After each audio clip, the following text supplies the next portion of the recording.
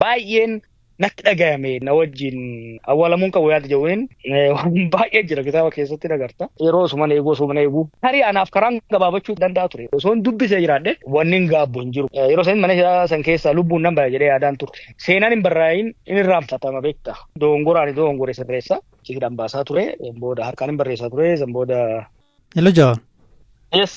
Attam nagaa. Nagaa kam. Nagaa baga gammadde baga kitaaba qopheeffattee juufan. Galatoom. Maal ergaan ijoo kitaaba kanaa? Yaadannoodha. Isa memoir jechuun dhaloota kiyyarraa kaasee imala jireenya kiyyaa akkasumas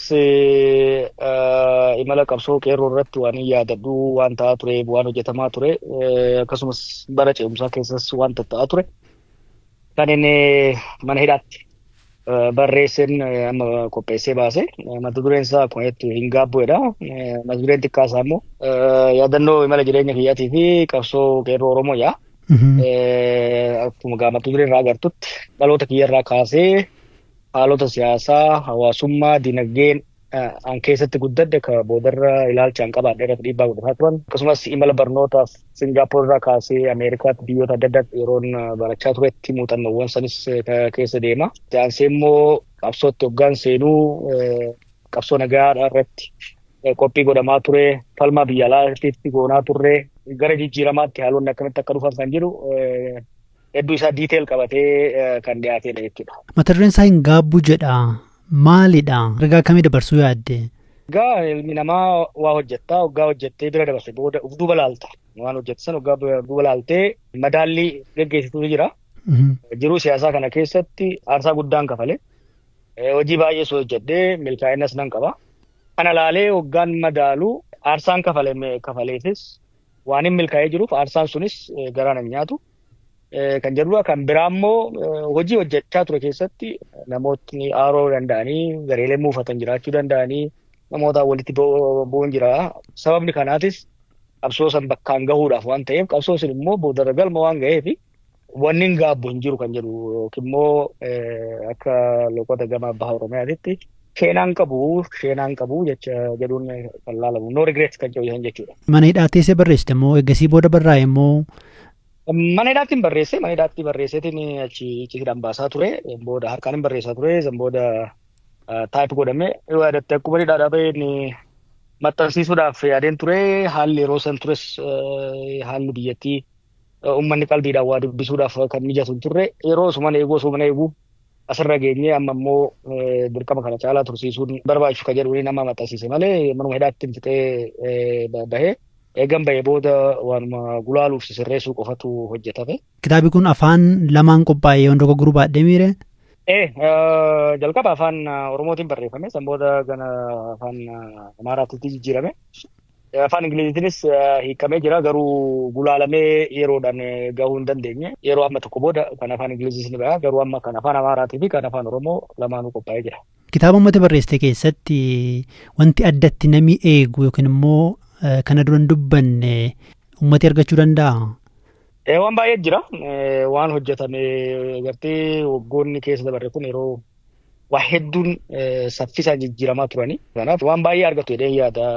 Bakka nufi jirurraa ilaalcha kiyyarraa waan inni yeroo san yaadadhurraa waan hin barreessee fi jedheeti yaada. Tarii haala siyaasa Itoophiyaa keessa jiru irratti waan furmaata keeku waan keessa dabarte waa'ee isaas hin tuqaa?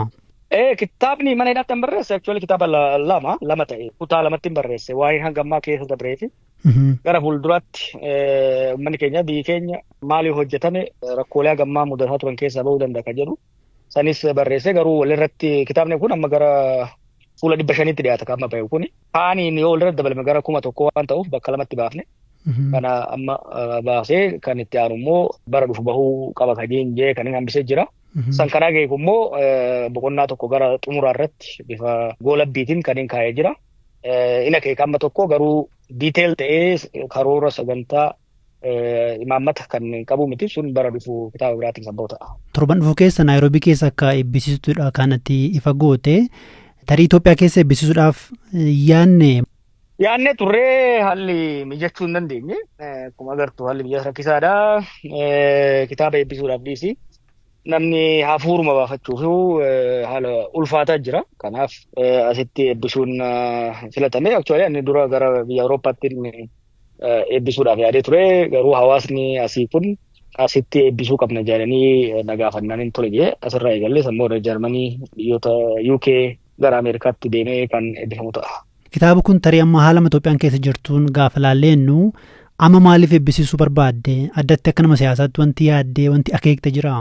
Egaa haalli siyaasaa Itoophiyaan fooyya'aa jee yaadaan ture. Akkuma yaadatte gaaniidhaa bahuun akka duritti barreessuus dubbachuus dhiisee hojii baay'ee lafuma jala hojjechaa ture. Qondaalonni biyya sanii garuu homaa wanti jijjiirames hin jiru. Kanaaf kana caalaa eeguun homaa wanti fooyyaan guddaan argamuu waan hin dandeenyeef baafnee hamma tokko uummannis akka irratti dubbatuuf hojii gara fuulduraa hojjechuudhaaf karoorfanneefis uummata wajjinis mari'achuudhaaf diskoors uummata keessatti akka uumamuuf yaadudha. Kanaaf amma kitaaba kanarraa uummati yaada akkamii naa kenna jettee yaadda? Wanni guddaan aadaan waa barreessuu akka jiraatuuf uummata afoolaatti. Garuu waan hin barreessineef gaafa namni sun lubbuun dabru seenaan inni keessa dabre sunis hojiin inni hojjetame rakkoon inni arge bal'oon inni arge achumaan wajjin awwaalama jechuudha. Kanaaf wanni guddaan ani kitaaba kana barreesseef waan inni keessa dabre yoon lafa kaa'e dhaloonni itti dhufu ilaalcha kiyyarraa waan inni keessa dabre irraa waa hubachuudhaan uummata isaatiif nadaran dogongore sirreessa. Hojii gaarii an hojjedhe irraa barachaa uummata keenyaaf bu'aan nuti buufni caalaa dachaan buusuudhaaf isa gargaara jedhee waan yaadeef kanaafin galmeessuu barbaade beekii mana kana hidhaatti yeroo barreessutti yeroo san mana hidhaa san keessaa lubbuun nan bara jedhee yaadaan turre. Kanaaf wanni ani keessa dabree na wajjin awwaalamuun qabu yaada jedhuun barreessee baasaa ture. Boodas kaammas hoggan laalu wanni barraa'e kun uummata bira gahuun dhaloota dhufuuf waa takka guduunfuu ta'a jedhee yaadeetiin bifa saniin dhiyeesse. Mana hidhaatii lubbuudhaan nan baay'ee yaadneette tarii addatti wanti kana dura nuti hin dhageenye wanti si mudatee jira moo haalli manumti hidhaa si hin mijanne? Waan baay'ee jira kitaaba keessatti agarta. Gaafuma qabamne irraa kaasee gaafuma qabne sanuu lubbuudhaan qabamne mana hidhaa seenuun raajii waaqaati. San boodas mana hidhaattis waa hedduu ture kana hunda keessa dabree bahuun kiyya lubbuun bahuun kiyya anaa ona ajaa'iba. Garuu yeroo mana hidhaa ture sanitti wantoonni dhaga'amu, wantoonni an argu, wantoonni odeeffannoon nagaan irraa ka'ee lubbuun achi keessaa bahee seenaa kana himuu nan danda'ee waan hin yaadneef barreessee. Kan biraa immoo manni hidhaa yeroo sii kenna akkuma beektutti yeroo tasgabbooftee barreessuudhaaf qabda. Hojii biraas hin qabdu barreessuuf dubbisuun alatti. Kanaaf saniifis na gargaare. Akeekni guddaan garuu mana hidhaa san keessatti yoon mana hidhaa san keessaa lubbuun bahuu baadde manni keenya waan tokko waan an keessa dabre akka beekuu fi dhaloonni dhufus akka waan tokko irraa hubatuuf. Waggaa dheeraa kaaftee asirratti namoonni siyaasa keessummaa Oromoo keessa jiranii waggaa dheeraa siyaasa keessa turanii kitaaba tokkollee kan hin barreessine jiru waan dhaloonni irraa baru lafa kaa'uu dhabuun kun ni mul'ata. Kanaafuu akeeketti kitaaba kanatti barreessite keessaa tokko waan kanaaf fakkeenya kaa'udha jechuudha.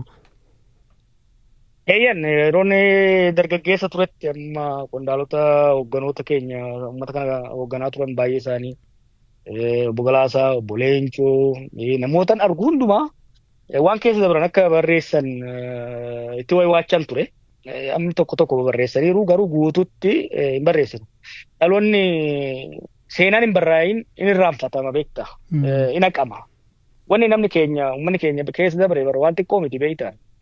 Waan xiqqoonis hin hojjetamne rakkoon xiqqoo keessas hin dabarre seenaan hoogganoota keenyaa seenaan qondaalota keenyaa seenaan abboota keenyaa mataadhaan koo barreeffamee waan irraa barannuuf qabna waan gaarii isaan hojjetan irraa ittiin boonuudhaaf gabbisuudhaaf dogongora isaan hojjetan immoo irra deemnee nuti immoo akka hojjenne sirreessuudhaaf nu fayyada. Kanaaf natti dhaga'ama ture isaan barreessuu dhabuu isaaniitiin.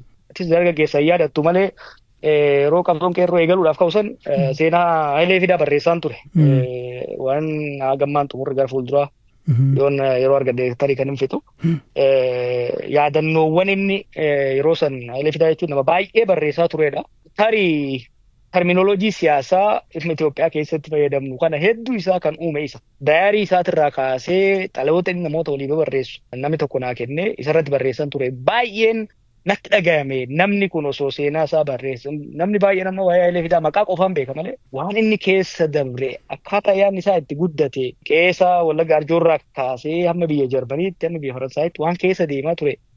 Odoo barreessee tarii anaaf karaan gabaabachuu danda'a ture osoon waan Hayilee Fidaa keessa dabre Baaroo Tumsaa keessa dabre Jaarraa Abbaa Gadaa keessa dabre barreeffamaan kitaabaan kaayamee baran haayiskuul turetti yookiin immoo baran yuunivarsiitii jalqaba seenutti osoon dubbisee jiraadhe dongorootaan hojjedhe tokko tokko hojjedhuun ture karaan dheeraa deeme tokko naa gabaabachuu danda'a ture jechuudha. Kanaaf ani immoo osoon lubbuun jiru waan kana yoon barreesse dhaloonni na boodaan dhufan narraa baratanii karaa narra gabaabaa saffisa narra jiruun akka mataa isaaniittis hawaasa isaaniitiifis waa jijjiiru jedhee waan yaadeef barreesse.